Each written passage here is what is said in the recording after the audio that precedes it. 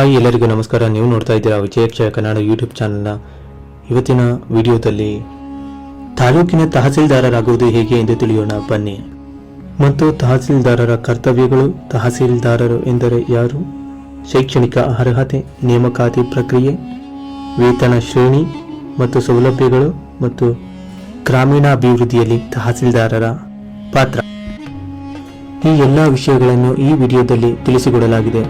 ವಿಡಿಯೋನ ಕಡೆವರೆಗೂ ನೋಡಿ ಅಂತ ಹೇಳ್ತಾ, ನೀವೇನಾದರೂ ನಮ್ಮ ಚಾನಲ್ನ ಸಬ್ಸ್ಕ್ರೈಬ್ ಆಗಿಲ್ಲ ಅಂದರೆ ಸಬ್ಸ್ಕ್ರೈಬ್ ಆಗಿ ಮತ್ತು ಬೆಲ್ ಬಟನ್ ಅನ್ನು ಒತ್ತಿ. ಉಪಯುಕ್ತ ಮಾಹಿತಿಗಳಿಗಾಗಿ ವಿಜಯಕ್ಷಯ ಕನ್ನಡ ಯೂಟ್ಯೂಬ್ ಚಾನಲ್. ಮೊದಲಿಗೆ ತಹಸೀಲ್ದಾರರ ಹುದ್ದೆ ಒಂದು ಗೌರವ ಮತ್ತು ಜವಾಬ್ದಾರಿಯುತ ಹುದ್ದೆಯಾಗಿದೆ. ತಹಸೀಲ್ದಾರರಾಗುವುದೆಂದರೆ ಕೇವಲ ಉದ್ಯೋಗ ಪಡೆಯುವುದಷ್ಟೇ ಅಲ್ಲ, ಬದಲಿಗೆ ಸಮಾಜ ಸೇವೆ ಮಾಡಲು ಇದೊಂದು ಉತ್ತಮ ಅವಕಾಶವೂ ಹೌದು. ಮೊದಲಿಗೆ ತಹಸೀಲ್ದಾರ ಎಂದರೆ ಯಾರು? ತಹಸೀಲ್ದಾರ ಎಂದರೆ ಕಚೇರಿ ಎಂಬುದು ತಾಲೂಕಿನ ಆಡಳಿತದ ಕೇಂದ್ರ ಸ್ಥಾನವಿದ್ದಂತೆ.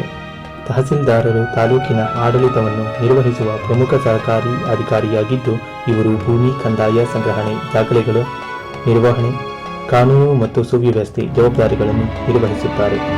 ಇವರು ಸಹಾಯಕ ಆಯುಕ್ತರಿಗೆ ನೇರವಾಗಿ ವರದಿ ಸಲ್ಲಿಸುತ್ತಾರೆ ಮತ್ತು ಗ್ರಾಮೀಣ ಜನರಿಗೆ ಸರ್ಕಾರದ ಯೋಜನೆಗಳನ್ನು ತಲುಪಿಸಲು ಸೇತುವೆಯಾಗಿ ಕಾರ್ಯವನ್ನು ನಿರ್ವಹಿಸುತ್ತಾರೆ. ಇವುಗಳು ತಹಸೀಲ್ದಾರರ ವಿಶೇಷತೆಯಾಗಿದೆ. ಮತ್ತು ತಹಸೀಲ್ದಾರರ ಶೈಕ್ಷಣಿಕ ಅರ್ಹತೆ ಎಂದರೆ ಕರ್ನಾಟಕದಲ್ಲಿ ತಹಸೀಲ್ದಾರರಾಗಲು ಮಾನ್ಯತೆ ಪಡೆದ ವಿಶ್ವವಿದ್ಯಾಲಯದಿಂದ ಪದವಿ ಪಡೆದಿರಬೇಕು. ಯಾವುದೇ ವಿಷಯದಲ್ಲಿ ಪದವಿ ಪಡೆದಿರಬಹುದಾದರೂ ಕಾನೂನು, ವಾಣಿಜ್ಯ ಅಥವಾ ಅರ್ಥಶಾಸ್ತ್ರದಂತಹ ವಿಷಯಗಳು ಈ ಹುದ್ದೆಗೆ ಹೆಚ್ಚು ಸೂಕ್ತವೆಂದು ಪರಿಗಣಿಸಲಾಗುತ್ತದೆ. ಇದರ ಜೊತೆಗೆ ಅಭ್ಯರ್ಥಿಗಳು ಕನ್ನಡ ಭಾಷೆಯಲ್ಲಿ ಹಿಡಿತ ಹೊಂದಿರಬೇಕು. ಅಂತಿಮ ವರ್ಷದ ಪದವಿ ವಿದ್ಯಾರ್ಥಿಗಳು ಕರ್ನಾಟಕ ಲೋಕಸೇವಾ ಆಯೋಗದ KPSC ಪರೀಕ್ಷೆಗೆ ಅರ್ಜಿ ಸಲ್ಲಿಸಬಹುದು ಹಾಗೂ ಪರೀಕ್ಷೆಯ ಸಂದರ್ಭದಲ್ಲಿ ಪದವಿ ಪೂರ್ಣಗೊಳಿಸಿರಬೇಕು. ಮತ್ತು ನೇಮಕಾತಿ ಪ್ರಕ್ರಿಯೆ. ಕರ್ನಾಟಕದಲ್ಲಿ ತಹಸೀಲ್ದಾರ ನೇಮಕಾತಿಯನ್ನು ಕರ್ನಾಟಕ ಲೋಕಸೇವಾ ಆಯೋಗ KPSC ಸ್ಪರ್ಧಾತ್ಮಕ ಪರೀಕ್ಷೆ ಮೂಲಕ ಮಾಡಲಾಗುತ್ತದೆ. ಈ ಪರೀಕ್ಷೆ 3 ಹಂತಗಳನ್ನು ಒಳಗೊಂಡಿದೆ: ಪೂರ್ವಭಾವಿ ಪರೀಕ್ಷೆ, ಮುಖ್ಯ ಪರೀಕ್ಷೆ ಹಾಗೂ ಸಂದರ್ಶನ ಪರೀಕ್ಷೆ. ಪೂರ್ವಭಾವಿ ಪರೀಕ್ಷೆ ವಸ್ತುನಿಷ್ಠ ಪರೀಕ್ಷೆಗಳನ್ನು ಒಳಗೊಂಡಿದ್ದು, ಸಾಮಾನ್ಯ ಜ್ಞಾನ, ಅರ್ಹತೆ ಮತ್ತು ತಾರ್ಕಿಕ ಕೌಶಲ್ಯಗಳನ್ನು ಪರೀಕ್ಷಿಸುತ್ತದೆ. ಈ ಹಂತಗಳಲ್ಲಿ ಉತ್ತೀರ್ಣರಾದ ಅಭ್ಯರ್ಥಿಗಳನ್ನು ಮುಖ್ಯ ಪರೀಕ್ಷೆಗೆ ಅರ್ಹರಾಗುತ್ತಾರೆ ಎಂದು ಪರಿಗಣಿಸಲಾಗುತ್ತದೆ. ಇದು 9 ಪತ್ರಿಕೆಗಳನ್ನು ಒಳಗೊಂಡಿದ್ದು, ಕನ್ನಡ, ಇಂಗ್ಲಿಷ್ ವಿಷಯ ಆಧಾರಿತ ಪ್ರಬಂಧ ಮತ್ತು ಐಚ್ಛಿಕ ವಿಷಯಗಳಿರುತ್ತವೆ.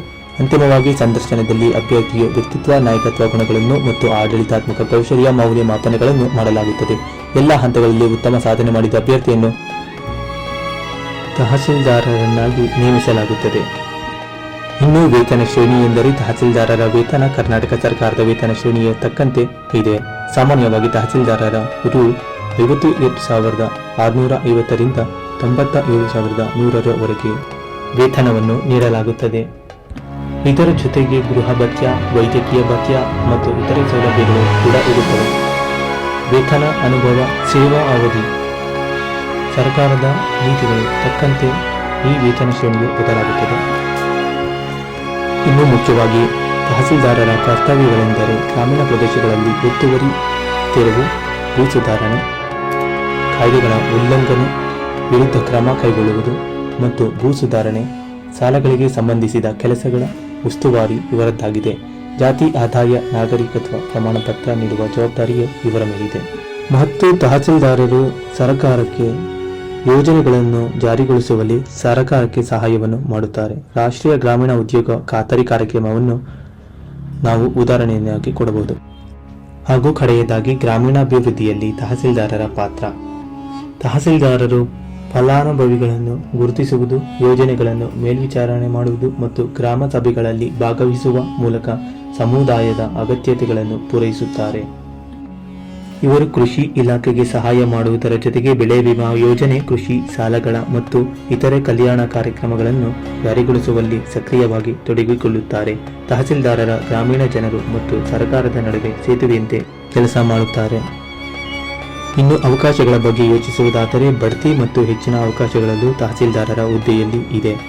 ತಹಸೀಲ್ದಾರ ಹುದ್ದೆಯಲ್ಲಿ ಬಡ್ತಿಯ ಅವಕಾಶವಿದೆ. ತಹಸೀಲ್ದಾರರಾಗಿ ಸೇವೆ ಸಲ್ಲಿಸಿದ ನಂತರ ಅಭ್ಯರ್ಥಿಯ ಸಹಾಯಕ ಆಯುಕ್ತ, ಜಂಟಿ ಆಯುಕ್ತ ಮತ್ತು ಜಿಲ್ಲಾಧಿಕಾರಿಯಂತಹ ಉನ್ನತ ಹುದ್ದೆಗೇರುವ ಅವಕಾಶವಿದೆ. ಈ ಹುದ್ದೆಗೆ ಪ್ರಮೋಷನ್ ಮೂಲಕವೂ ಹೋಗುವ ಅವಕಾಶವಿದೆ ಮತ್ತು ಸರ್ಕಾರಿ ಪರೀಕ್ಷೆಗಳನ್ನು ಬರೆದು ಕೂಡ ಹೋಗುವ ಅವಕಾಶವಿದೆ. ಇದು ತಹಸೀಲ್ದಾರರಾಗುವ ಕ್ರಮವಾಗಿದೆ ಮತ್ತು ತಹಸೀಲ್ದಾರರ ವಿಶೇಷತೆಯಾಗಿದೆ. ಸಬ್ಸ್ಕ್ರೈಬ್ ಮಾಡಿ, ಲೈಕ್ ಮಾಡಿ ಅಂತ ಹೇಳ್ತಾ ನೀವು ನೋಡ್ತಾ ಇದ್ದೀರಾ ವಿಜಯ್ ಕನ್ನಡ ಯೂಟ್ಯೂಬ್ ಚಾನೆಲ್ನ. ಇದೇ ರೀತಿ ಮಾಹಿತಿಗಳಿಗಾಗಿ ಸಬ್ಸ್ಕ್ರೈಬ್ ಮಾಡಿ.